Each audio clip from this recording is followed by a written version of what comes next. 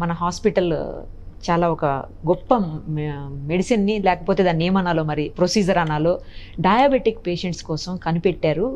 అది త్వరలోనే పేషెంట్స్ గనక అందుబాటులోకి వస్తే వాళ్ళందరూ డయాబెటిక్లు అందరూ కూడా మనలాగే మంచిగా అయిపోతారు మామూలు పర్సన్స్ లాగా అని చెప్పేసి. బట్ ఆ రీసెర్చ్ మధ్యలో ఆగిపోయిందా, లేకపోతే పేషెంట్స్ వరకు రావడానికి ఇంకా టైం ఉందా సార్? ఎప్పుడు వస్తుంది అసలు?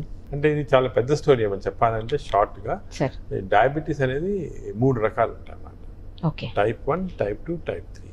టైప్ 1 అంటే జనరల్గా చిన్న పిల్లల్లో వస్తుంది, బాడీలో ఇన్సులిన్ సెల్స్ తగ్గిపోయి వస్తుంది అన్నమాట. Type 1 to age of 15 years we are seeing type 1. Type 2 అంటే ఓల్డర్ ఏజ్ గ్రూప్ వస్తుంది, వాళ్ళలో ఇన్సులిన్ మామూలుగా ఉంటుంది కానీ ఇన్సులిన్ రెసిస్టెన్స్ వస్తుంది, అంటే బాడీలో ఇన్సులిన్ ఉన్నా కూడా ఇన్సులిన్ ఎఫెక్ట్ రాదు. ఇది టైప్ 2. ఇది కామన్గా మనం చూసేదంటే టైప్ 2. టైప్ 3 అంటే ప్యాంక్రియాస్ చెడిపోయి ఇన్సులిన్ సెల్స్ ఉన్నా కూడా అవి ఇన్సులిన్ బయటకు రాకుండా డిస్ట్రక్షన్ ఆఫ్ ద ప్యాంక్రియాస్ వల్ల వస్తుంది. దిస్ టైప్ 3 అంట. So type 1, type 2, type 3. ఇప్పుడు అన్నిటికీ కూడా మెడిసిన్స్ ఇస్తుంటాము, ఇన్సులిన్ ఇస్తుంటాము, కంట్రోల్ సరిగా ఉండకపోవచ్చు అన్నమాట. మేమంటే ఈ ఏరియాలో చాలా ఒక 15 yearsగా మీరు చెప్పిన రీసెర్చ్ చేస్తున్నాము. ప్రాక్టికల్గా బయటకి ఇంకా అంటే సమ్ గవర్నమెంట్ రెగ్యులేషన్స్ వల్ల అది క్లియర్ అయిన తర్వాత వస్తుంది. ఒకటి ఫస్ట్ ఏమంటే టైప్ 1కి ఏం చేస్తున్నామంటే ఐలెట్ సెల్ ట్రాన్స్ప్లాంటేషన్ చేస్తున్నాం. అంటే వేరే వాళ్ళ నుంచి ఆ ఐలెట్ సెల్ తీసుకొని ఆ ఐలెట్ సెల్స్ని టైప్ 1 డయాబెటిక్స్కి ఒక బ్యాగ్ ఉంటుంది, తెరసైడ్ బ్యాగ్, ఆ బ్యాగ్లో పెట్టి జస్ట్ స్కిన్ కింద పెట్టేస్తాం. పెడితే వేరే వాళ్ళు చెల్లి ఐలెట్ సెల్స్ డిస్ట్రాయ్ కాకుండా ఇన్సులిన్ సెక్రెట్ అవుతూ ఉంటుంది అన్నమాట. ఆ బ్యాగ్ ఆల్రెడీ తయారు చేసాము. యాక్చువల్లీ ఇది బిగ్ ప్రాజెక్ట్ ఫ్రమ్ డిబిటీ అంటే డిపార్ట్మెంట్ ఆఫ్ బయోటెక్నాలజీ తోటి మేము IIT Indian institute science Bengaluru అని టైప్ చేసి తయారు చేసాము, రెడీ ఉంది. ఇంకా దీనికి యానిమల్ వర్క్ అయిపోయింది, మంకీస్లో we showed that it is very effective. పెద్ద పేపర్ పబ్లిష్ అయింది ఇంటర్నేషనల్ జర్నల్ ఆఫ్ ట్రాన్స్ప్లాంటేషన్లో చేసాం అది. సో ఈ టైప్ 1కి again we require government, because anything you're doing any research చేసి దాన్ని పాజిటివ్గా ఉండాలంటే గవర్నమెంట్ పర్మిషన్ వచ్చిన తర్వాత అది we're going through that process. That is type.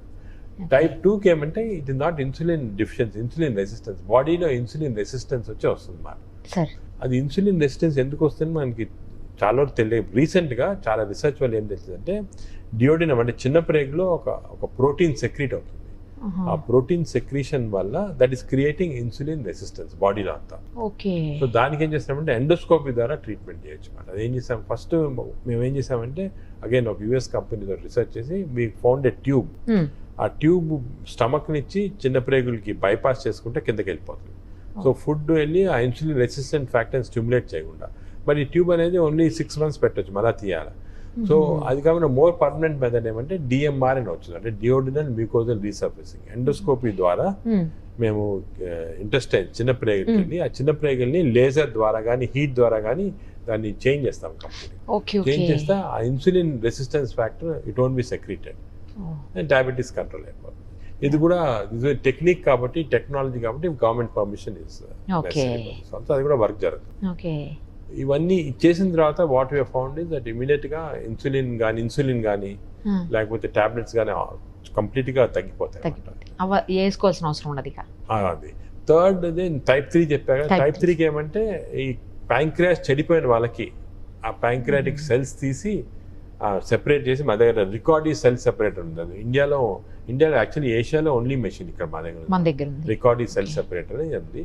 ఆ రికార్డీ సెల్ సెపరేటర్ తోటి మేము ఆ స్పెషలైజ్డ్ ఇన్సులిన్ సెల్స్ని కంప్లీట్ సెపరేట్ చేసి దాన్ని ఒక స్పెషల్ కెథెటర్ ద్వారా లివర్కి ఇస్తాం.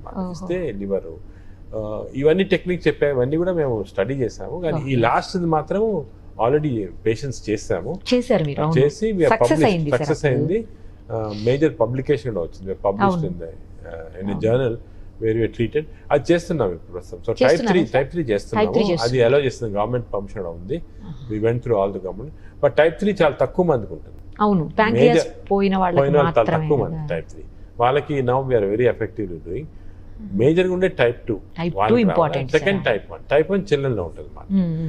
ఈ చిల్డ్రన్ టైప్ 1 కూడా తొందరలో వచ్చేస్తుంది చాలా ట్రాన్స్ప్లాంట్. ఐఎమ్ షూర్ పర్మిషన్స్, ఎందుకంటే ఈ టైప్ 2 ఇంకా కొద్దిగా we have to discuss with the government and all that.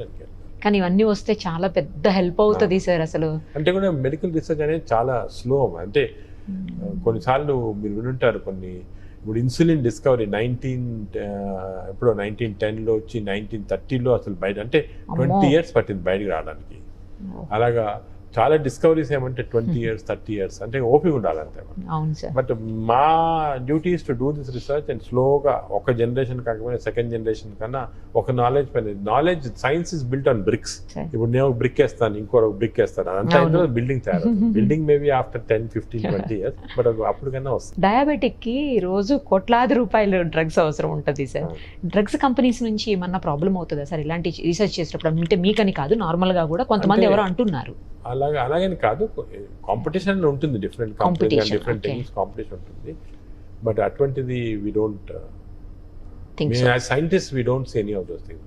Scientist గా we do only what is good for science. Sir ఒకటి ఫైనల్ ఒకటి చెప్పండి సార్, ఇప్పుడు కోవిడ్ నుంచి బయటపడిపోయిన తర్వాత పోస్ట్ కోవిడ్ సంబంధించిన చాలా రకాలైనటువంటి జబ్బులు వస్తున్నాయంట.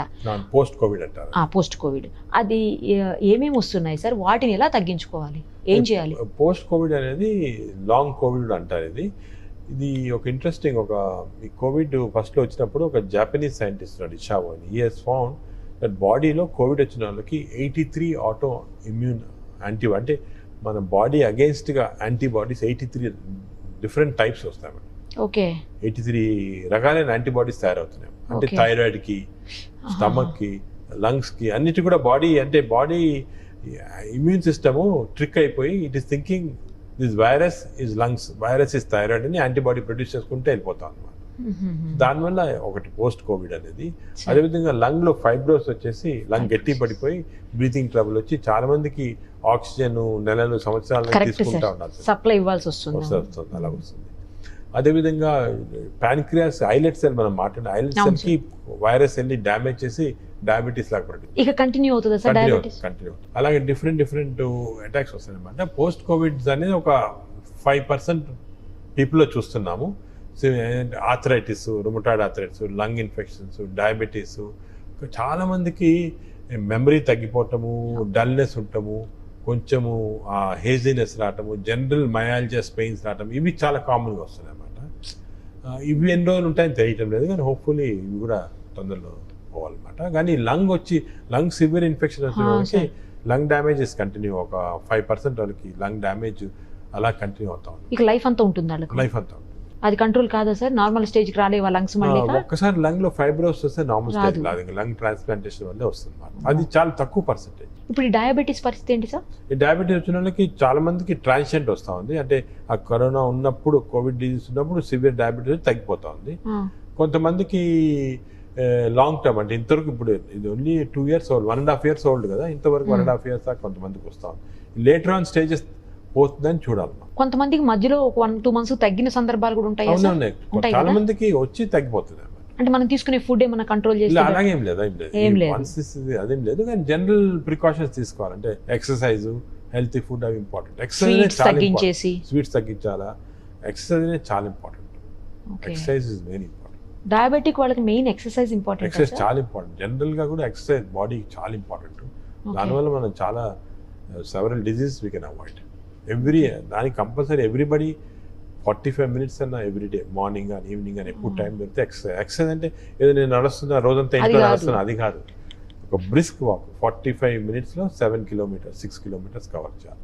That is the correct exercise. Brisk exercise చేస్తే బాడీలో సర్క్యులేషన్ ఇంప్రూవ్ అయ్యి ఓవరాల్ గా అన్ని ఇంప్రూవ్. సార్ ఒక్కసారి డయాబెటిక్ అయిన తర్వాత వాళ్ళు మళ్ళీ నార్మల్ పర్సన్స్ అయ్యే అవకాశం ఉంటుందా అసలు ఉండదా? ఫర్ ఎగ్జాంపుల్ డయాబెటిక్ చాలా ఒబీస్ అయిపోయి రాంగ్ ఫుడ్ తీసుకొని, స్వీట్స్ ఎక్కువ తీసుకొని, డ్రింక్స్ తీసుకొని డయాబెటిక్ అయ్యారనుకోండి, ఆ same person if he decreases weight, changes his food habits, he can come back to normal.